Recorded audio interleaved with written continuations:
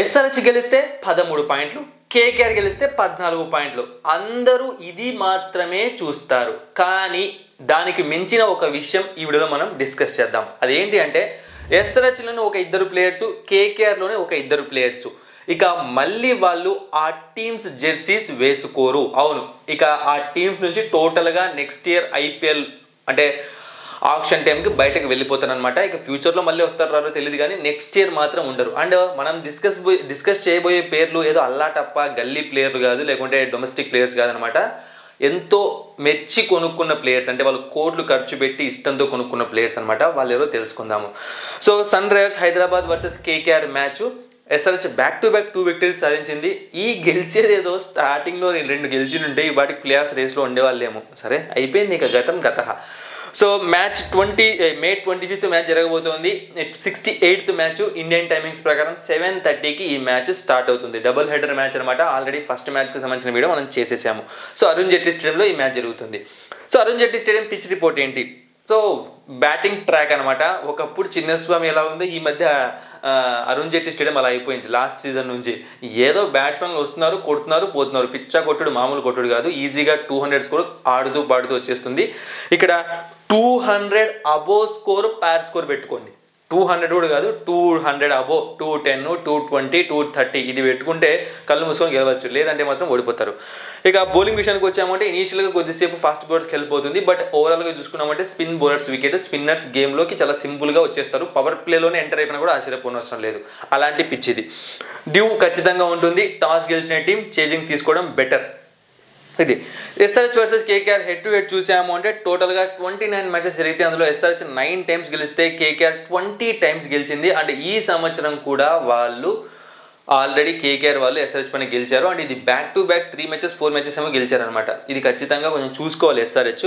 So SRH playing 11 ఇప్పుడు important విషయం మాట్లాడదాం. ఎస్ఆర్హెచ్ టీంలో ఇంకో ఆ ఇద్దరు ఎవరు కనిపించకపోవచ్చు నెక్స్ట్ సీజన్కి.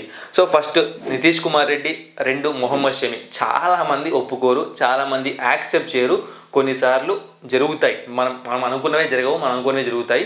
సో నేను మాత్రం అనుకుంటున్నది ఇదే. అప్పుడు మీరు అంటారేమో, నువ్వు అనుకున్నది జరగకపోవచ్చు కదా అని చెప్పి. చూద్దాం.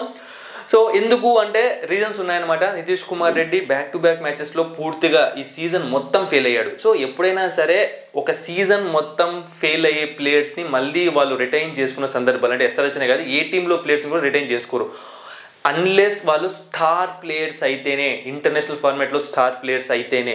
సో నితీష్ కుమార్ రెడ్డి ఇంకా అంత పెద్ద స్టార్ ప్లేయర్ కాదు. సో ఒక సీజన్ బాగా ఆడాడు, ఇంకొక సీజన్లో తేలిపోయాడు, రిలీజ్ చేస్తారు. ఇక మొహమ్మద్ షమి ఎందుకంటున్నాను అంటే తను ఒక ఫాస్ట్ బౌలర్. తన ఏజ్ నెక్స్ట్ సీజన్కి 35కి వెళ్ళిపోతుంది. సో 35 అబోనే ఉంటుంది. అండ్ ఇప్పుడే తనలో కొంచెం స్పార్క్ తగ్గినట్టు కనిపిస్తోంది. అంటే నేను షమి క్యాపబిలిటీస్ని తక్కువ అంచనా వేయడం లేదు. తను ఇంటర్నేషనల్ ఫార్మాట్లో one of the best bowler. తను టీమిండియాలో ఆడాలని నేను కోరుకుంటున్నాను. నేను చెప్తోంది వీళ్ళు ఎలా ఆలోచిస్తారు అని చెప్పి. ఈ సీజన్ మొత్తం ఫెయిల్ అయ్యాడు. అండ్ ఈ సీజన్లో ఒకవేళ షమి ఫస్ట్ నుంచి బాగా బౌలింగ్ చేసి ఉండింటే ఈ ఖచ్చితంగా ఎస్ఆర్హెచ్ ప్లే ఆఫ్స్లో కూడా ఉండేది. సో ఇలాంటి ఆలోచనలే ఉంటాయన్నమాట. సో అతనికి కాదని చెప్పి ఆ అమౌంట్ ఇంకా మంచి బౌలర్ని తెచ్చుకునే ప్రయత్నం కూడా ఎస్ఆర్హెచ్ సన్ రైజర్స్ హైదరాబాద్ చేయొచ్చు. సో అందుకే ఈ ఇద్దరిని 90% ఆప్షన్లోకి రిలీజ్ చేస్తుంది. ఈ ఇద్దరిని మాత్రమే కాదు, ఇంకా చాలా మంది ప్లేయర్స్ని రిలీజ్ చేస్తుంది. బట్ నేను డ్యామ్ షూర్గా ఇంపార్టెంట్ ప్లేయర్స్ని దృష్టిలో పెట్టుకొని చెప్తున్నాను అనమాట ఈ ఇద్దరు అని చెప్పి. సో ఇక ప్లేయింగ్ 11 విషయానికి వచ్చాము అంటే సో సేమ్ ప్లేయింగ్ 11తో వస్తారు. ఎటువంటి చేంజెస్ చేసుకొని రారు. ఎందుకంటే పర్ఫెక్ట్గా సెట్ అయిన ప్లేయింగ్ 11, బాగా బౌలింగ్ చేస్తున్నారు, బాగా బ్యాటింగ్ చేస్తున్నారు. ముఖ్యంగా ఇషాన్ కిషన్ లాస్ట్ మ్యాచ్లో అద్భుతంగా ఆడాడు. అప్పుడెప్పుడు ఫస్ట్ మ్యాచ్, మళ్ళీ మొన్న లాస్ట్ మ్యాచ్. ఇంకా లాస్ట్ మ్యాచ్ ఆడాల్సింది, ఇంకా బాగుంటుంది అనమాట. ఫస్ట్ లాస్ట్ మధ్యలో ఫెయిల్ అని చెప్పి. సో ఇషాన్ కిషన్ కూడా డౌట్ నెక్స్ట్ సీజన్ నాకు తెలిసి. చూద్దాం ఏం జరుగుతుందో. సో ఎస్ఆర్హెచ్ ప్లేయింగ్ 11 చూసాము అంటే Abhishek Sharma, Travis Head, Ishan Kishan, Nitish Kumar Reddy, Heinrich Klaasen, Aniket Varma, Abhinav Manohar, Pat Cummins, Harshal Patel, Jaydev Unadkat, Eshan Malinga, impact ప్లేయర్గా Harsh Dubey. And Travis Head అసలు నాకేం అర్థం కాలేదు. కోవిడ్ పాజిటివ్ అన్నారు, తర్వాత కొన్ని రోజులు రెస్ట్ పెట్టారు, కొన్ని రోజులే పెట్టారు. టకాన్ చెప్పి మళ్ళీ గేమ్ ఆడేకి వచ్చేసాడు. అంటే కొన్ని రోజులు రెస్ట్ తీసుకుంటారు కదా, ఏం జరుగుతోంది ఎవరికి ఏం అర్థం కావట్లేదు IPL 2025. So KKR playing 11. So ఇక్కడ ఎంతమంది ప్లేయర్స్ అంటే నేను చెప్పే కదా, ఈ టీంలో కూడా ఇద్దరు ఉన్నారు. ఆ ఇద్దరిలో ఒకరు వెంకటేష్ అయ్యర్. రాసి పెట్టుకోండి, బాండ్ పేపర్ మీద రాసి పెట్టుకోండి. Venkatesh Iyer next year KKR టీంలో ఉండడు, డౌటే లేదు. అసలు లాస్ట్ టైం వాళ్ళు అంత పెట్టి కొన్నప్పుడే ఎవరికి అర్థం కాలేదు ఎందుకు పెట్టారు అంత అమౌంట్ అని చెప్పి. ఓకే తనని తీసుకొని ఉండొచ్చు, తన కోసం ట్రై చేయొచ్చు, కానీ అంత అమౌంట్ ఎందుకు?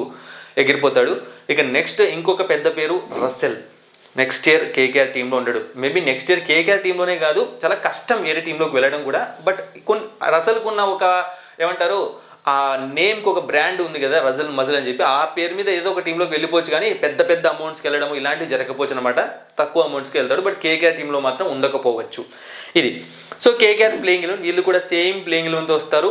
అలాగో ప్లే ఆఫ్స్ నుంచి వెళ్ళిపోయారు కాబట్టి ఇక మనం వీళ్ళు చేంజెస్ చేసుకొని వస్తారని నేను ఎక్స్పెక్ట్ చేయట్లేదు. అయితే వీళ్ళ పర్ఫార్మెన్స్ విషయానికి వచ్చాము అంటే ఈసారి వీళ్ళ టీంలో ఫెయిల్ అయింది ఓపెనింగ్ డిపార్ట్మెంట్ అనమాట ముఖ్యంగా, అలాగే ఫినిషింగ్ డిపార్ట్మెంట్. ఈ రెండు కూడా పూర్తిగా ఫెయిల్ అయ్యాయి. అంతో ఎంతో రన్స్ వచ్చిండేది అజింక్య రహానే, రఘువంశీ వీళ్ళు మాత్రమే చేశారు, రింకు సింగ్ అప్పుడప్పుడు. సో ఓవరాల్గా చూసానంటే ఓపెనింగ్ ఫినిషింగ్ పూర్తిగా ఫెయిల్ అయింది.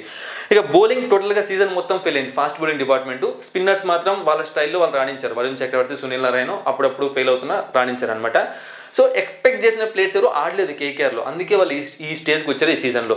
So KKR playing 11 Rahmanullah Gurbaz, Sunil Narine, Ajinkya Rahane, Raghuvanshi, Manish Pandey, Andre Russell, Rinku Singh, Moeen Ali, Ramandeep Singh, Vaibhav Arora, Varun Chakravarthy, impact ప్లేయర్గా హర్షిత్ రాణా. అండ్ ఇంకొక ఇంట్రెస్టింగ్ పాయింట్ ఏంటి అంటే కేకేఆర్ నెక్స్ట్ సీజన్కి ఎవరిని కెప్టెన్గా పెడుతుంది. అజింక్య రహానే నాకు తెలిసి ఉండకపోవచ్చు. సో వాళ్ళు ఎవరిని కెప్టెన్గా పెడతారు, ఇది నేను ఫస్ట్ వీడియో చేసినప్పుడు క్వశ్చన్ రైజ్ చేశాను. నాకు తెలిసి నేను క్వశ్చన్స్ రైజ్ చేసిన చాలా ఇంపార్టెంట్ పాయింట్స్ నన్ను రెగ్యులర్గా ఫాలో అవుతుంటే మీకు గుర్తుండుంటే ఆ రైజ్ చేసిన ప్రతి ఒక్క పాయింట్ కరెక్ట్ అయింది. ఏమంటారు, ఇప్పుడు సపోజ్ రహానే గురించి చెప్పాను నేను. సో ఒకవేళ కప్పు కొట్టించవచ్చు, నెక్స్ట్ సీజన్కి అయితే పెట్టుకోరు, కప్పే కొట్టించలేదు. బ్యాటింగ్లో ఫెయిల్ అవుతాడు అనుకున్నాను, బట్ బ్యాటింగ్లో బాగా పర్ఫామ్ చేస్తారు, అది మాత్రం ఐ అగ్రీ అనమాట. మరి నెక్స్ట్ సీజన్కి ఈ వెంకటేష్ అనేది వదిలేస్తారు, మళ్ళీ కెప్టెన్సీ ప్రాస్పెక్ట్గా దాన్ని చూడట్లేదు. చూస్తుంటే ఈ సీజన్లో వైస్ కెప్టెన్గా ఉన్న అతన్ని స్టాండ్ బై కెప్టెన్గా పెట్టకుండా ఇంకా ఎవరిని ఎందుకు పెడతారు చెప్పండి. సో ఇవన్నీ ఉన్నాయన్నమాట. సో మ్యాచ్ ఎవరు గెలుస్తారు, నాకు తెలిసి ఎస్ఆర్హెచ్ రివెంజ్ తీర్చుకునే అవకాశం ఉంది. బ్యాక్ టు బ్యాక్ మ్యాచెస్లో ఓడిపోతుంది, ఖచ్చితంగా రివెంజ్ తీర్చుకుంటుంది అనుకుంటున్నాను. ఎందుకంటే బ్యాటింగ్ ప్యూర్ బ్యాటింగ్ వికెట్ కాబట్టి, అండ్ అది మాత్రమే కాకుండా అంతో ఎంతో బౌలింగ్ ఇక్కడ కొంచెం పవర్ ఉంది కాబట్టి. కానీ బట్ గుర్తుపెట్టుకోండి, అరుణ్ జైట్లీ స్టేడియం స్పిన్కి అనుకూలించే వికెట్, ఎందుకంటే ఇక్కడ స్పిన్ డిపార్ట్మెంట్ చాలా వీక్గా ఉంది, ఇక్కడేమో స్ట్రాంగ్గా ఉంది. ఒకవేళ స్పిన్నర్స్ కనెక్ట్ అయ్యారు అంటే మాత్రం ఢమాల్ మళ్ళీ ఇంకొకసారి ఓడిపోతుంది ఎస్ఆర్హెచ్. బట్ ఓవరాల్గా ఇప్పుడున్న ట్రెండ్స్ ప్రకారం, ఫామ్ ప్రకారం చూసుకున్నాము అంటే, ఎందుకంటే ఇక్కడ బ్యాటింగ్ డిపార్ట్మెంట్ వీక్గా ఉంది కాబట్టి, సో నేను ఎస్ఆర్హెచ్ వైపు వెళ్తున్నాను, ఎస్ఆర్హెచ్ గెలుస్తుంది అనుకుంటున్నాను. చూద్దాం ఏం జరుగుతుందో. బట్ డోంట్ అండర్ ఎస్టిమేట్ అనమాట. ఎందుకు అంటే స్పిన్ డిపార్ట్మెంట్ని దృష్టిలో పెట్టుకుని మీరు చూసుకోండి అనమాట. Thank you for watching and supporting మీ. మరిన్ని ఇంట్రెస్టింగ్ వీడియోస్ కోసం సబ్స్క్రైబ్ చేయడం మర్చిపోకండి.